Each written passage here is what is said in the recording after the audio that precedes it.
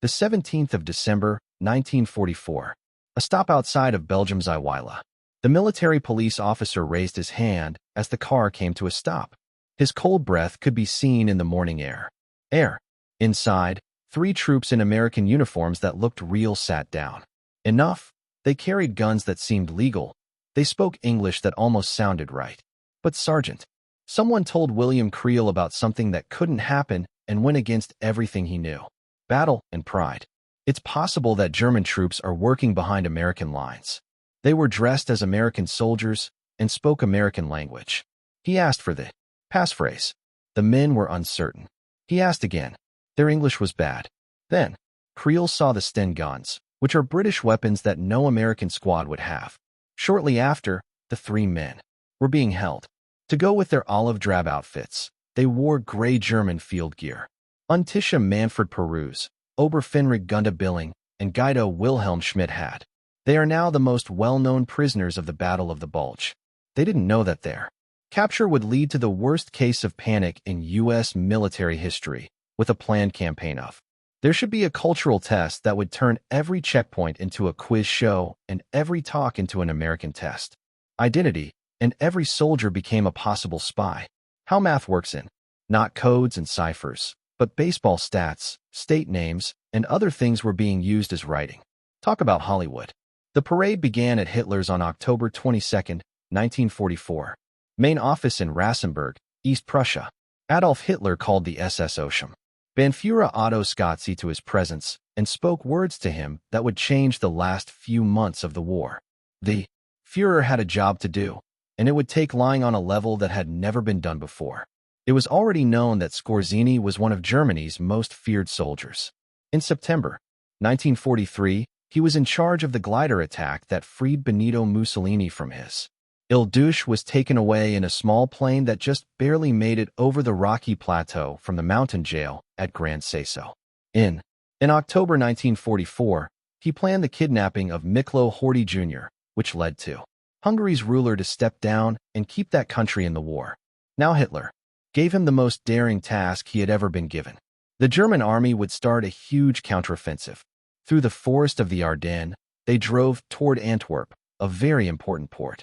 The attack would divide the American and British armies, making a repeat of the amazing win in May 1940 when German panzers had made it to the English Channel in days. But this time, the key to success was speed. The Germans had to take at least one bridge over the Meuse River that wasn't damaged before the Allies could do their work. Get rid of it. Skorzeny was going to make a special unit called Panzer Unit 150, whose job it would be to take those bridges away before they could be blown. Hitler told him about a choice that even the most tough commandos stopped and thought.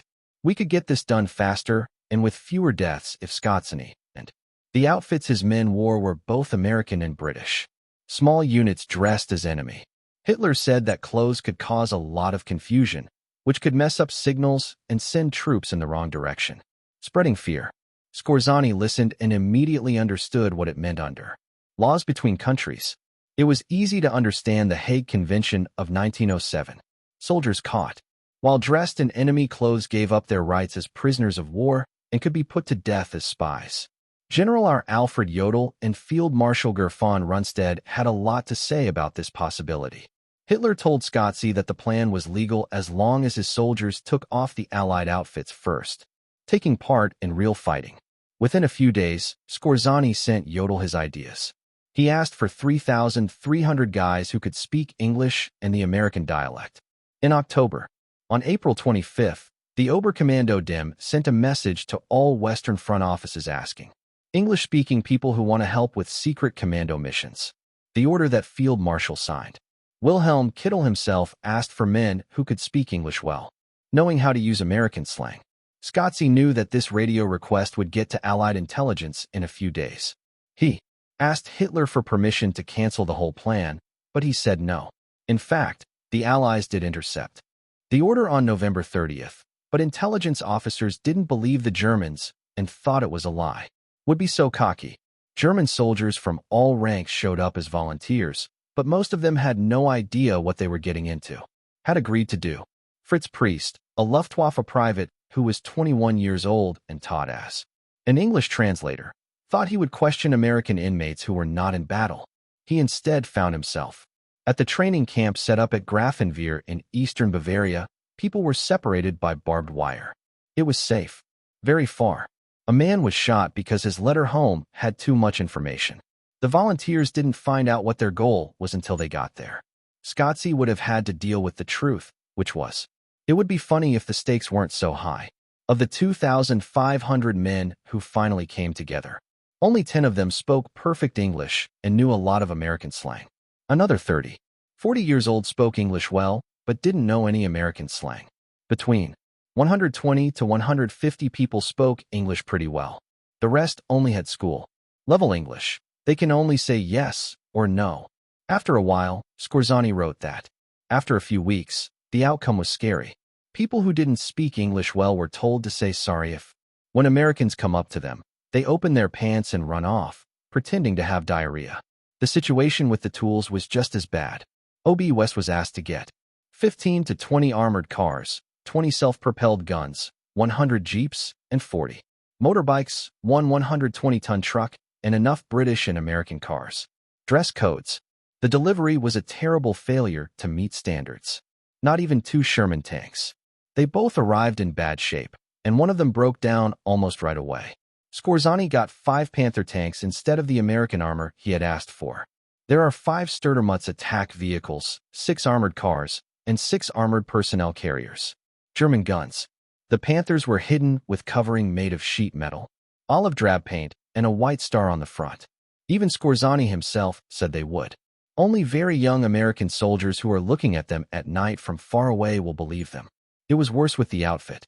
Many were clothes from Britain, Poland, or Russia. Some were sent out in the summer, even though the attack date was in December. Some had blood spots or pea marks on them. Units all over Germany were confused by the request. They sent everything they could find.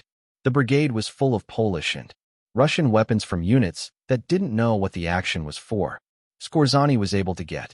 Only the commando teams will have enough real American uniforms and guns. The best English speakers were put together in a special group called Eisenhower, named for the captain of the SS Ernstello who would lead them. The following teams got. Even though time was limited, there was intense training. They looked at how the American army was organized, learning how to do drills, wear rank badges, and follow military rules. Some were sent to Kustrin and Lindbergh P camps to work on their English with American troops who had been captured. They watched American movies to learn how to speak with an American accent. Slang used now. They learned American brand names, sports teams, and well-known songs. A lot of songs and Hollywood stars. It was practice for the troops to walk and smoke like Americans, using gum like Americans do. There were 3 different types of tasks. 5 or 6 guys would work together to destroy bridges, ammunition dumps, and gas stations. Troop patrols of 3 to 4 guys would check out both sides of the Meuse River, giving American units they came across fake orders and turning road signs around, taking down minefield warnings, and putting up barriers around roads with minefield warnings that don't exist. Direct commando units would help the Germans strike by cutting phone lines and radios, places, and giving out false orders. They knew what the risks were. If caught in American uniform, the death was almost certain. But there was another risk. In the chaos of war, if German men thought they were Americans, they could be shot by their own side. To prove who they were, would send certain signs. A small yellow cross would be shown on the vehicles. Tanks would keep their guns in certain places. Soldiers would cover their faces with bright scarves. Panzer Brigade 150 got together near Bad Münstereifel on December 14th. In the afternoon of December 16th, they moved out, moving behind 3 Panzer divisions that were striking. As part of the plan, Skorzeny's hidden troops were to move around the lead divisions once they got to the high ground, get behind the fence, and then run ahead to grab the Meuse bridges. The plan was based only on how quickly the 1st SS Panzer Company, led by Joachim Peiper, moved forward. If Peiper has armor, the lead quickly broke through, and Skorzeny's hidden troops were able to sneak through and get to the bridges before they were destroyed by American experts. The 16th of December, 1944 started before dawn. More than 200,000 German soldiers charged through the dark Ardennes woods. Hitler's last big attack on the West. The first attack caught everyone by surprise. The American forces spread out thinly along an 80-mile front, faced a huge number of enemies. 4 novice or worn-out American soldiers. 30 German divisions with almost 1,000 tanks fought against the divisions. The cold morning was broken by a barrage of German gunfire. Low clouds made the searchlights bounce and shine on the field of battle. Infantry moved forward through the snowy woods. Panzers shook, moving forward on narrow roads. For the first few hours, everything went as planned. The Eisenhower teams got inside. All the mess. Wearing American clothes and driving jeeps that they had taken. They got through the chaos of the U.S. pulled out. As one group drove straight into an American-held town, checked out all of the defenses, and then, on their way out, moved an American convoy of taking weapons and gear down the wrong way. 2 other teams were able to get lost. Convoys of the Allies, which made things even more confusing. They cut the phone lines, took down road signs, and spread false reports that the Germans had broken through deeper than they actually did. But on December 17th, reality shot down the operation's hopes. The 1st SS, the Panzer branch, did not meet its goals on time. At Ellenborn Ridge, the Americans fought hard and stopped the Germans the roads they needed in the north. Defenses of the United States fought at St. Vith very badly, which pushed back the German schedule by almost a week. Quickly, the solution that Operation Greif needed never happened. That same day, Skorzeny realized that the basic goals of the mission were doomed. He went to a staff meeting at the offices of the 6th Panzer Army, and his brigade should be used like any other unit. It was okay to make the request. Panzer Brigade 150 was told to meet up south of Malmö and go to the 1st part of the SS Panzer, but the special teams were already behind enemy lines. Some were able to finish their missions. Others were caught when they failed to answer security questions or when they were afraid. When American troops were under a lot of stress and their English got bad, they noticed British weapons, or German boots, could not answer basic questions about how people live in the United States. The catch close to IVI. On December 17th, Paris, Billing, and Schmidt caused the fear that would lead to. Describe the operation's real effect. Schmidt broke the law while being questioned. Remarked that shook Allied intelligence. He said that their task was part of a bigger plan to sneak into Allied Expeditionary Forces Supreme Headquarters and kill or arrest people. The man himself, General Dwight Eisenhower. Schmidt thought this story was true or was sharing false information on purpose is still not clear. No evidence has ever confirmed that such a plan did exist. The real job was to take over bridges over the Meuse River. That being said, had effects right away. Within hours, Eisenhower was safe. The amount was greatly raised. The Supreme Commander was pretty much locked up in his offices at Versailles was ringed by guards who checked everyone who came in. Eisenhower was said to be very angry at the being locked up, especially when it went on until Christmas. After a few days, he yelled that he had to leave and didn't care if someone tried to kill him. But the fear spread far beyond keeping Eisenhower safe. The Allies were already reeling from the German assault, and now they saw possible infiltrators everywhere. There were checkpoints all over the Allied back areas, which slowed the moving people and supplies around. American military cops started questioning every soldier who passed. By asking questions meant to catch Germans pretending to be Americans. What city is Illinois' capital? In 1940, who won the World Series? Who does Mickey Mouse go out with? Which team plays at Wrigley Field? Who is Thomas Grable's husband? Where does the guard stand in the shape of a football? What does Frank Sinatra do? What's its name? The dog of the president? They asked about everything from sports to state geography, from facts and figures to Hollywood rumors and American slang. MPs made do. They were always coming up with new questions based on any American fact they could think of. The system was a mess and often silly. A lot of real American fighters weren't able to answer the questions. Because of differences between areas, soldiers from one part of the United States did not know about things that happened in other regions. How to learn. Due to differences, some Americans never learned the names of their state capitals or kept up with baseball. The stations made a lot of trouble. General Omar Bradley was arrested when he made the right guess that Springfield was the capital of in Illinois. He thought it was Chicago, though, so the MP held him until his name could be confirmed.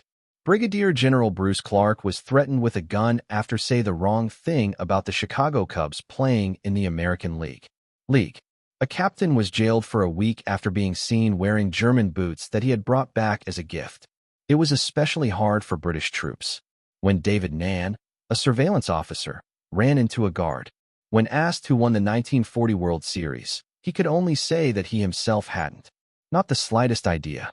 People in the British Army who couldn't talk about American sports or geography were held until another method could be used to confirm their names. Some American soldiers purposely gave false answers to protest the ridiculous questioning, which led to their own being held. Others got angry when they were questioned by younger enlisted men, which led to fights that made things even slower to move. Military were harmed by the paranoia. Operations a great deal.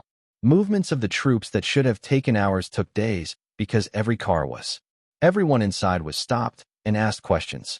Convoys of supplies were stuck at checks, while cars tried to show that they were Americans. Units moving to protect areas that were under attack were held up by repeated questioning. Commanders' orders were called into question by workers who thought everyone was up to no good. That person might be a German spy. The psychic effects on German agents were very bad. Though still, people who were behind American lines were unable to move around easily. What the culture? Questions showed how poorly they had prepared. They had learned about military rules and how to wear rank badges. They knew everything there was to know about the American Army, but they weren't ready to be questioned about baseball numbers, or Hollywood weddings, or slang from the area. Some infiltrators tried to. Traveling across country or through woods is the best way to avoid checkpoints completely. This made them stand out more to American troops. Others pretended to be someone else at checkpoints to get past them. They were not able to answer. Not many did well. From December 16th to on December 31st, 22 people from Operation Greif were captured by American troops. 16 were taken in December 1944. G.A. Schultz was in charge of the team. Later caught, they were tried in May 1945. Each spy caught by the military trail. International law made it clear what the law said. Article 23 of the Hague Convention on Land Fighting made it illegal to use enemy military symbols in a bad way. Uniform. Soldiers caught while performing military operations while wearing enemy uniforms could be tried as spies, instead of being seen as war prisoners. The trial for the first time started on December 21st at Hungry Cross. Pernis. The law of war was broken by Billing and Schmidt, who wore American uniforms while performing operations by the military. There was a lot of proof. They had been caught in American uniforms with American weapons and holding American IDs, but putting on German field gray underwear. It was a quick hearing. All three were found guilty and given the death penalty by shooting squad. 2 days before Christmas 1944. People were given their punishments a few days before Christmas. The 3 Germans were taken to the by cops from the site of death, pinned down by Captain J. Iser of the 633rd Medical Clearing Station. They have white paper targets over their hearts. Schmidt's glasses were taken off. The prisoner's eyes were covered. The army cops made up the firing squad. Billing yelled, "Long live our furious Adolf Hitler," as they were put to death. Rifles went off. All 3 men died right away. Their bodies were cut up, taken away, and buried. In the end, they were buried at the German military graveyard in Lommel, Belgium, where they are buried with more than 39,000 other German war dead today. 13 more people involved in Operation Grift were tried and killed at either Henri-Chapelle or Huy between December 21st and December 31st. People like Wilhelm Wiesenfeld, Manfred Brauny, and Hans Reich, Arno Kroer, Norbert Pollock, Gunter Schultz, Gerrit Mayagel, Horst Jarek, Anton Morik, Hans Witzuk, Ottawa, and Ralph Benjamin Meir all had to deal with firing companies. Each death came after a military trial. In each test, the accused were found to have broken the Hague Convention. Every line was looked over and given the go-ahead by top leaders. The killings were done with military accuracy and without any bad intentions. Without any pity, the military tried G.A. Schultz, who was the head of the team, in May 1945, put to death near Branch on June 14th. The reason his hearing was put off until after. It's still not clear why Germany gave up. Who also ordered that he be put to death? Still not clear. The sentence was carried out by the U.S. Ninth Army. In the end, 17 people who were part of Operation Griff were put to death for wearing enemy clothes. The, the action didn't accomplish much tactically. There were no bridges taken. No big demolitions were successful. No, important communications were forever cut off. Some road signs were turned around. Some phone lines were broken. A few American groups got the wrong orders, but most of them were quickly fixed. But the effect on the mind far surpassed any military outcomes. American forces worked for weeks because they thought that German spies could be anywhere. The fear made it hard to make decisions on every level. Because Eisenhower was locked up, the Supreme Commander could not see the fight directly. The situation during the offensive's crucial first part. Delays at checkpoints made it take longer for the U.S. to respond to the Germans getting in. It took days for units that should have reached dangerous areas and hours to get there. The widespread doubt made the unit less cohesive. There were American men who should have been fighting the Germans who their front instead worried that there might be Germans among them. The Battle of the Bulge went on as planned. Even though Operation Greif failed, the Bulge was made when German troops drove deep into American lines, named the battle after them. In Bastonia, American troops held out even though being close to.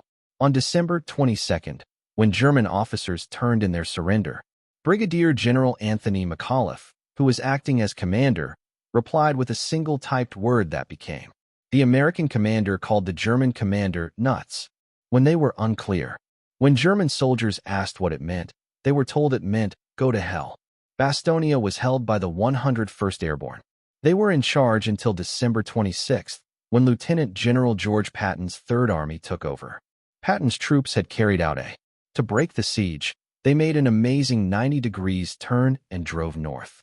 By the beginning of January, with Allied counterattacks, the Bulge was gone and the front lines were back in place. The battle took place from December 16, 1944, to January 25, 1945. It was the biggest battle the U.S. Army fought outside of the Civil War, with more than 1 million men taking part. More than 80,000 Americans were hurt, including 19,000 killed and 23,000 were caught. The number of German deaths was about the same, but Germany could not replace those killed. After the battle, Germany could no longer launch offensive operations in the West. Hitler took a chance. Everything they had on the Ardennes offensive and still lost. Operation Greif was for Otto Skorzeny. Was over by December 17th, when Panzer Brigade 150 switched to regular fights. Doing things. The brigade tried to take Malmö on December 21st, but was pushed back after a number of attacks. Artillery shrapnel hit Skorzeny and hurt him near Lineville. He recovered and continued serving until Germany's surrender.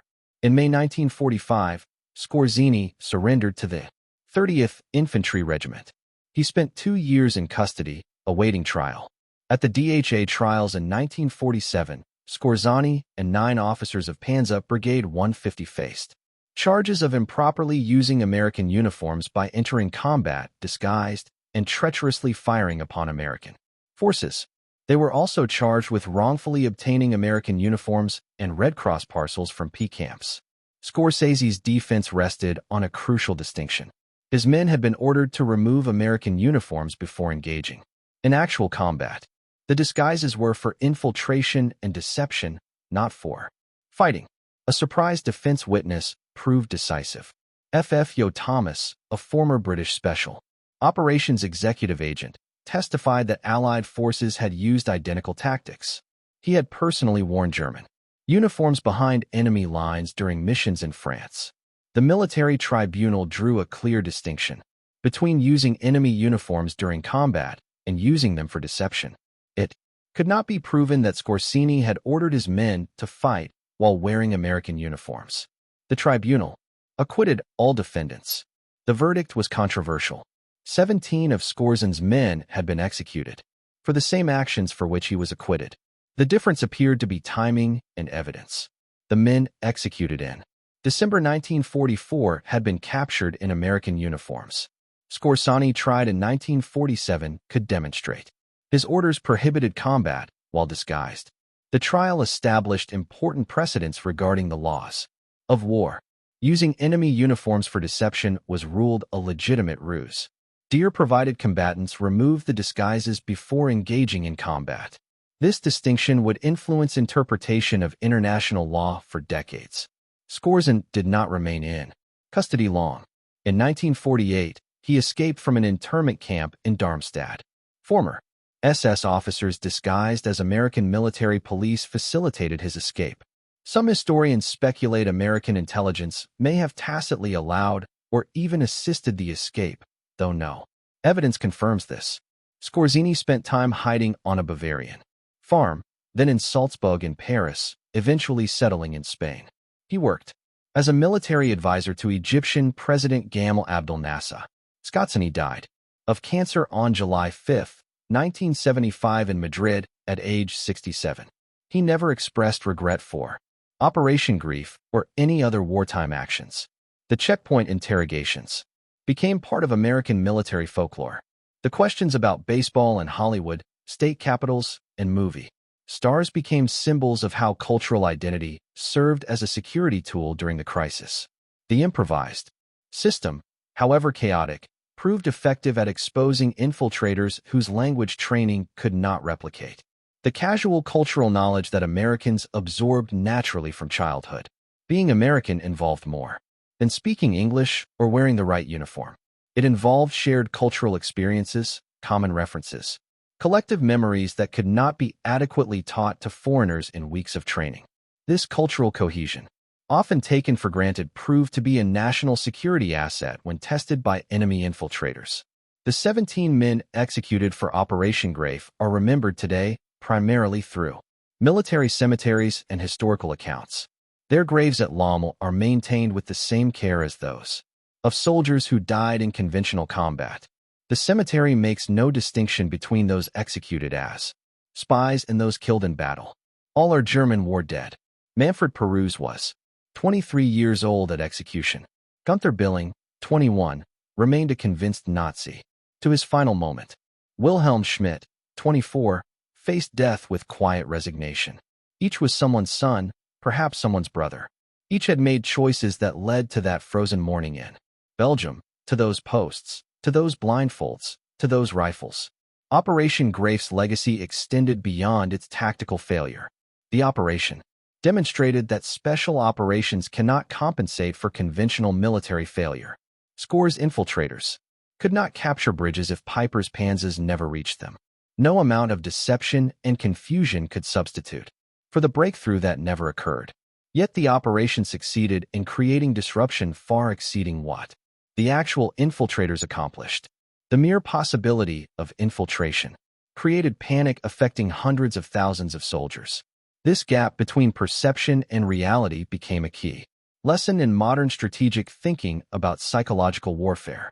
The Battle of the Bulge ended in late January 1945. Allied forces resumed their advance toward Germany. Within 4 months, the Third Reich collapsed. Hitler committed suicide in his Berlin bunker. Germany surrendered unconditionally on May 8, 1945. The 17 executed Operation Greif. Participants were already in their graves. Their war ended violently on Belgian soil far from home. Their operation had failed in its tactical objectives, but succeeded in creating confusion and fear that hampered Allied operations during the critical opening phase of the battle.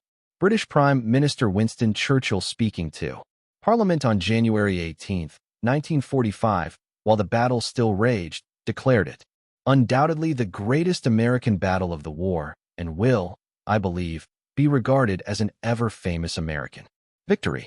Churchill explicitly noted that Americans had engaged 30 to 40 men for every British soldier engaged, emphasizing that this was fundamentally an American battle and an American victory. The checkpoint guards who asked about baseball did not know they were creating folklore. They were solving an immediate problem, improvising security measures to identify potential enemies. Their solution worked because it was rooted in genuine shared culture. Americans knew about baseball and Hollywood and state capitals because they grew up American, absorbing that knowledge naturally.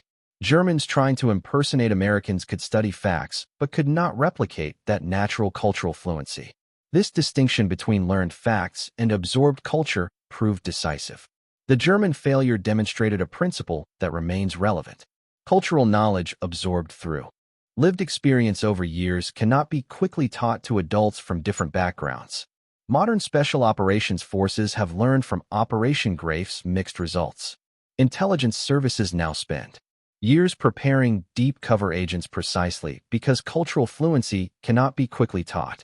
Language, training, factual knowledge, and behavioral coaching are necessary but insufficient. Genuine cultural fluency requires immersion and time. The fundamental challenge persists across decades.